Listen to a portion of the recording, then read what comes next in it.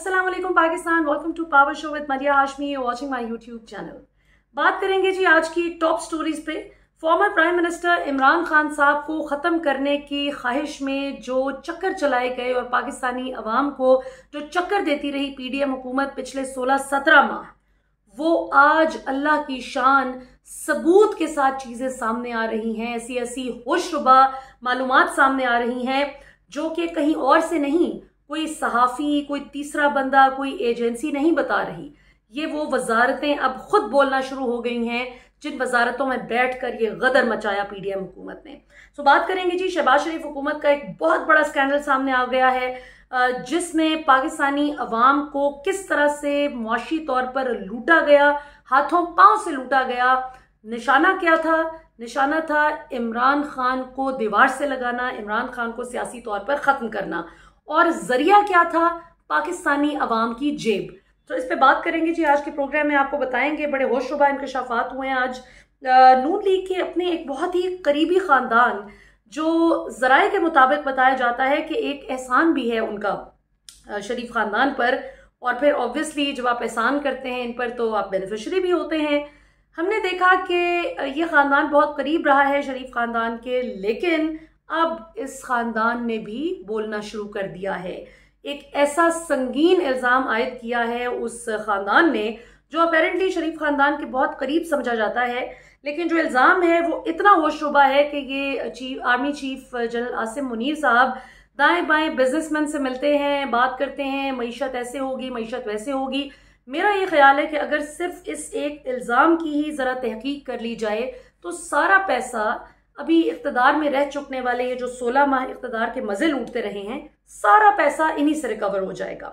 तो इसके साथ साथ नाज़रीन, आज के प्रोग्राम में हम बात करेंगे कि आईएमएफ पे जो बड़ा एक इल्ज़ाम आयद किया जाता है कि आईएमएफ की वजह से हम कीमतें बढ़ा रहे हैं, आईएमएफ की वजह से पेट्रोल महंगा हो गया, बिजली के नर्ख बढ़ गए, वो किस हद तक दुरुस्त है और किस तरह से अब इनको जूते पड़ रहे हैं आलमी सतह पर। इस पर भी बात करेंगे। इमरान रियाज खान के जिक्र से शुरू करेंगे जी आज का प्रोग्राम, क्योंकि इमरान रियाज खान के हवाले से आज मुझे खुशी है कि हमारे बहुत से साथी मीडिया पे, डिजिटल मीडिया पे बड़ी खुशी से ये बात करें। मीडिया पे तो वैसे कम ही लोगों ने इस बात की है। I am glad Kashif Abbasi ने इसको मेंशन किया और इस पे बात की आज के प्रोग्राम में। अदरवाइज डिजिटल मीडिया पे एक बड़ी खुशी की लहर दौड़ चुकी है कि आज की समात के दौरान चूंकि इमरान रियाज खान के वालिद साहब को एक फ़ोन आया एक अननोन नंबर से, और उनको ये कहा गया कि आप इस केस को फ़िलहाल परसू मत कीजिए। आज जरा होनी थी और बड़ी संजीदा नौयत की जरा होनी थी, लेकिन आज उस समात के दौरान ही इमरान रियाज खान के वालिद को फ़ोन आ गया कि आप इस पे मज़ीद अभी फ़िलहाल बात ना कीजिए। और ज़राए के मुताबिक बताया जा रहा है कि 10, 12, 14 दिन तक कहा जा रहा है कि इमरान रियाज अपने घर वापस सही सलामत इंशाल्लाह पहुंच जाएंगे। लेकिन अब सवाल यहाँ पर यह पैदा होता है कि ये किसका फ़ोन था। ये अभी तक उनको खुद भी मालूम नहीं हो सका कि वो फ़ोन था किसका, और आया इस कॉल पे किस हद तक एतबार करना चाहिए या नहीं। ज़ाहिर है डूबते को तिनके का सहारा, वो तो उनके वालिद हैं, वो तो उनके घर वाले हैं सारे। हम जो उनके बहुत मुखलिस दोस्तों में हमारा शुमार होता है, बिल्कुल फैमिली वाला ताल्लुक़ है हमारा इमरान भाई से। हमें ये लगता है कि शायद हमें भी इस टॉपिक पे बहुत ज़्यादा बात नहीं करनी चाहिए कि अगर खुदा न खास्ता हमारे बात करने से उनका केस ख़राब होता है तो इस वक्त बेहतर ये है कि वो वापस आ जाए इंशाल्लाह अपने घर वालों के पास और उसके बाद बात की जाए। मैं जानती हूँ बहुत से लोग जो खैर उनके इतने करीब भी नहीं, वो सिर्फ सनसनी फैलाने के लिए और यूट्यूब पे टू अर्न अ फ्यू बक्स वो इस पे बहुत ऐसी भी बात करते हैं जिसका कोई दूर दूर तक हकीकत से ताल्लुक भी नहीं होता। तो मेरा ये ख्याल है कि इस पे थोड़ा सा इंतज़ार कर लेते हैं कि इस पे मज़ीद क्या पता चलता है। लेकिन जो पता चला, जो आज अली इशफाक साहब, मियां अली इशफाक, जो इमरान रियाज के लॉयर हैं और बल्कि वो मेरे भी लॉयर हैं, मेरा भी एक केस था जब FIA ने मुझे भी एक नोटिस भेजा था एक ट्वीट पे, तो तब यही मेरे लॉयर थे और इमरान रियाज ने ही रेकमेंड किया था कि मैं अली इशफाक साहब को ही अपना लॉयर करूं। तो अली इशफाक जो बड़ी तहम्मुल मिजाजी के साथ बड़े तरीके से सारे केस को लेकर चलते आए हैं अभी तक, कभी खामोशी, कभी थोड़ी सी उम्मीद दिला दी आवाम को, उस पर उन पर बड़ी तनकीद भी होती है कि भाई सीधी बात बताओ कहाँ है इमरान रियाज। तो देखें, सीधी बात तो आज बड़े बड़े नहीं कर पा रहे, तो मेरा ख्याल है कि सीधी बात फिलहाल थोड़ी देर के लिए रोक लेते हैं जब तक इमरान रियाज वापस नहीं आ जाते, और जब इंशाल्लाह वो वापस आ जाएंगे, तो फिर मेरा ख्याल है किसी किस्म की भी सीधी उल्टी बात करने की ज़रूरत नहीं, जान छूटी तो लाखों पाए। अब बात करते हैं जी उस स्कैंडल पे, क्योंकि बात हो रही है 75 अरब डॉलर्स पे, और बड़े लोग आर्मी चीफ पे तनकीद भी करते हैं कि ये 75 अरब डॉलर कहाँ से आएंगे, जो पाकिस्तान की तारीख में कभी इतनी इन्वेस्टमेंट नहीं हुई पाकिस्तान में, तो अब कहाँ से हो जाएगी। तो इसमें मेरा व्यू पॉइंट ज़रा मुख्तलिफ है। मैं ये समझती हूँ कि 75 अरब डॉलर तो बहुत कम है। हम माजी को देख के क्यों सोच रहे हैं कि आइंदा क्या होगा।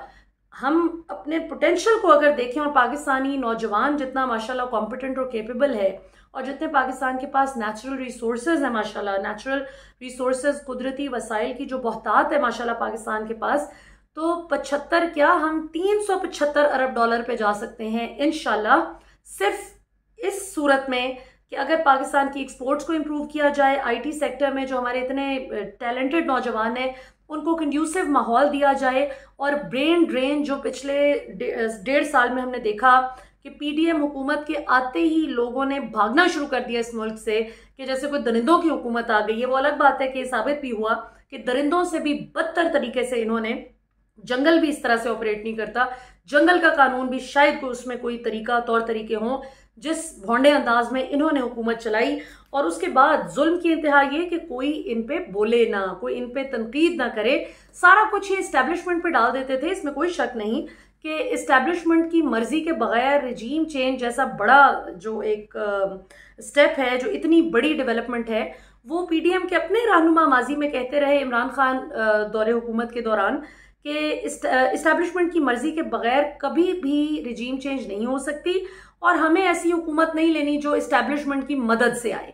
और उसके बाद हमने देखा कि रिजीम चेंज न सिर्फ हुई, बल्कि शहबाज शरीफ ने वजीर आजम बनते साथ कहा कि बाजवा साहब बतौर आर्मी चीफ मेरे साथ बैठे और मिलकर प्रेस कॉन्फ्रेंस में बताएं कि हमें पेट्रोल की कीमत में इजाफा करना है। हमने ये भी सुना कि जब खुर्रम दस्तगीर टीवी पर लाइव बैठ के फरमा रहे थे कि अगर रिजीम चेंज ना होती तो इमरान खान नैब की 100 नई अदालतें बनाने जा रहा था कि जिससे हम सब अगले 10-15 साल जेल में होते, और इमरान खान इख्तदार के मसनद पर होता, और उसको अगले 10-15 साल कोई छेड़ हिला नहीं सकता था इख्तदार से। तो ये हमें पता है। जावेद लतीफ ने भी एक प्रोग्राम में कहा कि हमें क्यों फिर ला के बिठाया गया है। तो ये सब चीज़ें हमें पता है, लेकिन यहाँ पे पॉइंट ये है कि ये इस्टेब्लिशमेंट पे सारी वो डालते थे कि जी इस्टेब्लिशमेंट ये कर दिया, इस्टेब्लिशमेंट ये कर रही है, अपनी बात बीच में से गोल कर जाते थे। इस्टेब्लिशमेंट ने जहाँ पे गलत किया वहां पे आपने देखा है कि पाकिस्तानी अवाम ने खुल के तनकीद की है, फिर चाहे उसकी बड़ी बड़ी सिवियर रिपरकशंस भी लोगों को फेस करनी पड़ी, जो भी हुआ। यानी मैं अपनी बात करूं तो हमारा बहुत बहुत अच्छा ताल्लुक था मुख्तदर हलकों में, लेकिन वो ताल्लुक उसमें भी दरार आई, और हमें कोई अफसोस नहीं है कि बीच में दरार आ गई। कुछ लोग अगर नाराज हो गए हमारे सच बोलने की वजह से कि ये रिजीम चेंज और इससे जो मुल्क को मौशी नुकसान हुआ है, कोई अफसोस नहीं। अगर कोई सही बात कहने पे नाराज होता है तो हो, फिर क्या हो सकता है। ये मुल्क मेरा, आपका, हम सब का एक जितना है। लेकिन जो गलती पीडीएम हुकूमत की है वो इस्टेब्लिशमेंट पे डाल के ये अपने हाथ झाड़ के भाग नहीं सकते।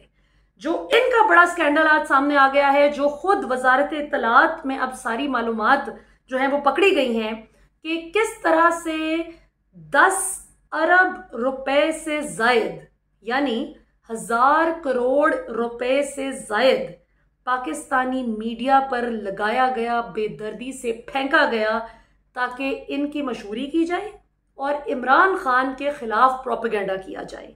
इसमें 1.25 अरब रुपए से जायद आप सोचें कि डिजिटल मीडिया पर लगाया गया है। 1.25 अरब रुपए से जायद यानी 125 करोड़, 125 करोड़ रुपए से जायद डिजिटल मीडिया पर लगाया गया है, जो आज मालूमात सामने आई हैं। और 1000 करोड़ रुपए से जायद, 1000 करोड़ यानी मैंने आपको पहले सही बताया, जो 10 अरब रुपए है ये कितना बनता है, 1000 करोड़ रुपए।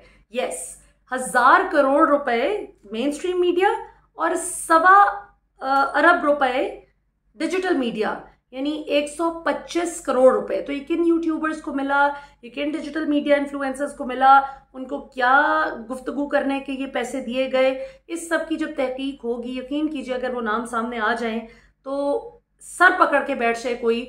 और मैं तो कहती हूँ बल्कि ये पीटीआई दौर के भी अगर आप निकालें तो उसमें भी आपको पता चल जाएगा। जो इल्ज़ाम लगता था ना कुछ लोगों पे कि ये तो पीटीआई से पैसे लेके बात करते हैं, तो सारा दूध का दूध और पानी का पानी हो जाएगा कि उस दौर में लोग किस तरह से दिल से बात करते थे और यहाँ पे क्या क्या लोगों ने अपने माली मफादात के लिए मुल्क ठुक रहा है, मुल्क का बेड़ा गर्क हो रहा है, लेकिन बस आलिजा की जो है वो तारीफें चल रही हैं और शहबाज शरीफ को ज़बरदस्ती हीरो बनाने का जो चक्कर था कि हथौला रखें और इमरान खान के खिलाफ बात करें, इमरान खान को जो है नेगेटिव लाइट में आपने पोर्ट्रे करना है। तो आप अंदाज़ा करें कि 1000 करोड़ रुपए मीडिया पर फेंके गए कि इमरान खान के खिलाफ और हमारे हक में आपने बात करनी। और आपने देखा कि किस तरह से मीडिया इतनी इररिस्पॉन्सिबली बिहेव करता रहा।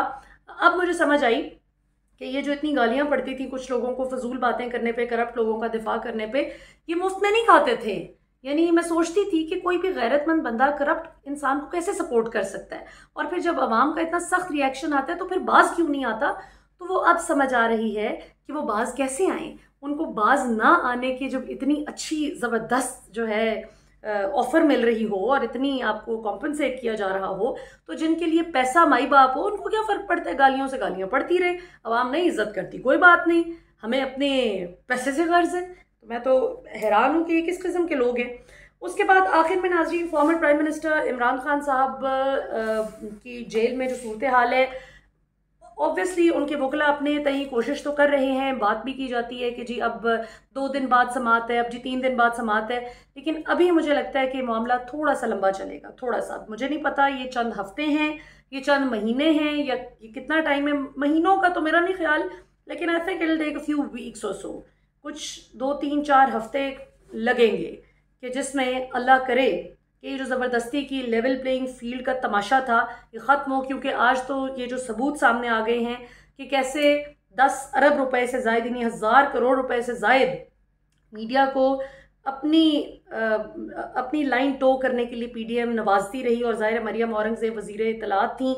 मुझे तो इनकी वजारत इत्तलात के एक बंदे ने यह भी बताया है कि ये बाकायदा मालिकान जो थे टीवी चैनल्स के, उनको धमकाती भी थी कि एड्स रोक दूंगी, अगर मेरी मर्जी के मुताबिक नैरेटिव ना दिया तो एड्स रोक दूंगी, इश्तिहार नहीं दूंगी, बिजनेस तुम लोगों का रोक दूंगी।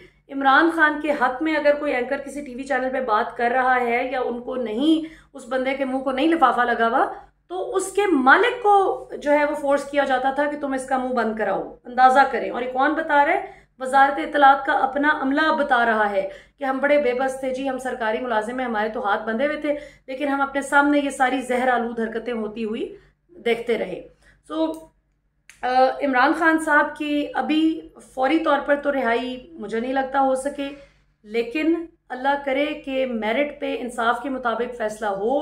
क्योंकि पीपल्स पार्टी को अब जब से भिनक पड़ गई है कि जो स्मगलिंग रोकने की बातें चल रही हैं और पीपल्स पार्टी की करप्शन के जो नए नए किस्से जो हैं अब मंजर आम पर आने लगे हैं। पहले आंखें बंद कर ली जाती थी इन किस्सों को देखकर, इन मिसालों को देखकर, लेकिन अब ये मिसालें और ये किस्से ज़ुबान ज़द-ए-आम हो रहे हैं। तो वो भी समझ रहे हैं कि अब घेरा शायद अकाउंटेबिलिटी के हिसाब से तंग हो रहा है।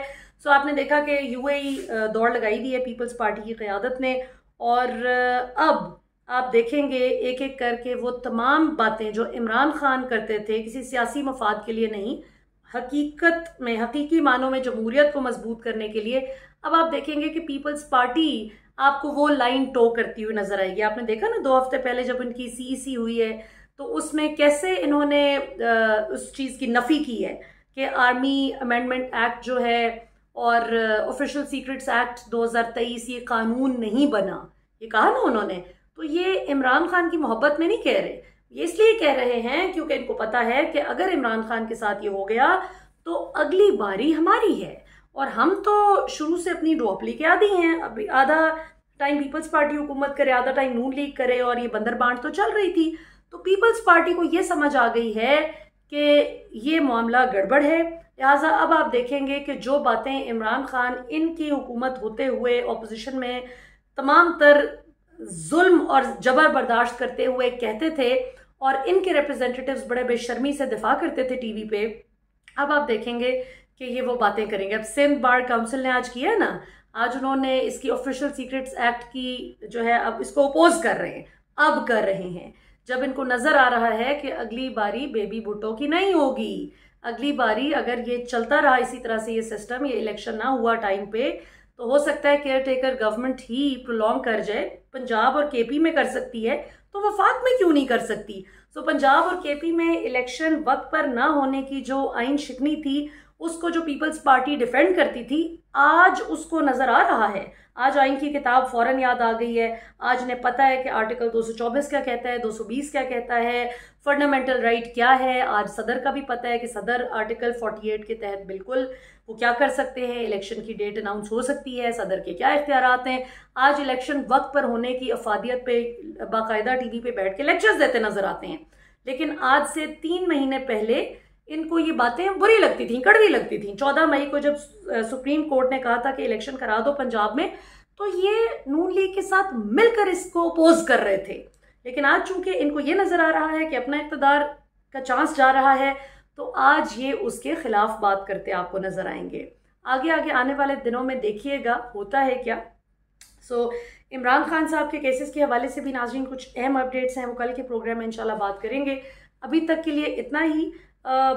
एंड पे मैं आपको ये बताती जाऊं कि इलेक्शन वैसे अगर देखा जाए टेक्निकली, तो इलेक्शन इन ग्राउंड्स पे डिले करने का कोई वो तुक नहीं बनती, क्योंकि इलेक्शन कमीशन आईनी तौर पर ये नहीं कर सकता कि हल्का बंदियाँ ज़रूरी हैं। ये मैं आपको इलेक्शन कमीशन को जो आइन के तनाजुर में आइनी माहिरीन इसकी तशरीह करते हैं वो बात बता रही हूँ कि ये जो हल्का बंदियाँ हैं, ये कोई आइनी जिम्मेदारी नहीं है कि जिसको फौरी तौर पे पूरा करना ज़रूरी है। ये मौखर भी हो सकती हैं। और फिर ये कि मार्च में आपका आधा सेनेट वैसे ही खाली हो जाएगा, तो फरवरी तक, जनवरी के एंड तक या फरवरी के शुरू में इलेक्शन अगर हो जाता है, तो आप फिर भी कोई certain amount of stability expect कर सकते हैं। क्योंकि जो चीफ बातें कर रहे हैं इतने अरब डॉलर की इन्वेस्टमेंट की, ये बाहर के मुल्क जब देखते हैं कि एडहॉक सिस्टम है, ये केयर टेकर सेटअप चल रहा है, तो उनको तो नहीं पता ना कि पाकिस्तान में पॉलिटिक्स किस तरह से चल रही है, क्या हो रहा है। पाकिस्तान कभी मार्शल लॉ लग जाता है, कभी कुछ होता है। तो उनको ये बात बहुत वियर्ड लग रही है कि अगर ये डेमोक्रेटिकली इलेक्टेड गवर्नमेंट्स पे चलने वाला मुल्क है, कि जहां हर 5 साल बाद इलेक्शन और डेमोक्रेसी प्रिवेल करती है, तो फिर हम केयर टेकर सेटअप के साथ क्यों किसी किस्म की डील करें। और फिर ये कि जो स्टैंड बाय एग्रीमेंट IMF का है, वो भी फरवरी मार्च तक उसको भी ख़त्म हो जाना है। 9 महीने के लिए वो था। तो अगला जो किस्त आनी है, जो अगली मदद IMF ने करनी है, वो तो इलेक्टेड गवर्नमेंट के आने पे करनी है। तो ये कुछ चीज़ें हैं जो मुझे लगता है कि फरवरी से अगर डिले होता है इलेक्शन, तो काफ़ी सारी चीज़ें इनको IMF के साथ भी रीनेगोशिएट करनी पड़ेंगी। और आइन को तो पूछता ही कौन है, आजकल आइन की क्या बात है। सो लेट्स सी होता क्या है। पर अभी तक की यही डेवलपमेंट्स हैं। देखिए अल्लाह की शान, जिस इमरान खान का नाम लेने से ये रोक रहे थे, अवाम आज उतना ही ज़्यादा उस इमरान खान का नाम भी लेती है। और उल्टा ये एक्सपोज हो गए हैं सबूत के साथ कि कैसे पाकिस्तानी अवाम के खून पसीने की कमाई हुई अरबों रुपए जो हैं वो इन्होंने बेदर्दी से लुटाए अपनी तारीफ में। और अल्लाह की शान ये कि आज आप किसी गली मोहल्ले चौक में निकल जाएं, आपको 4 बंदे ऐसे नहीं मिलेंगे जो इनकी तारीफ करें। तो यानी एक तरह से इन्होंने ये पैसा जो है बिल्कुल गटर में फेंक दिया है। ये इन मीडिया मालिकान को, ये जो चंद मखसूस चैनल्स को इन्होंने नवाजा है, इनको इतना नवाजने से बेहतर था कि पाकिस्तानी अवाम की फलाह बहबूद के लिए सेहत कार्ड बंद ना करते। सेहत कार्ड बंद कर दिया और अपनी तारीफ के लिए जो बकवास कराई, उसके लिए आप देखें 1000 करोड़ रुपए से ज़ायद लगा दिए। शर्म का मकाम है। अभी तक के लिए इतना ही। पाकिस्तान हमेशा जिंदाबाद।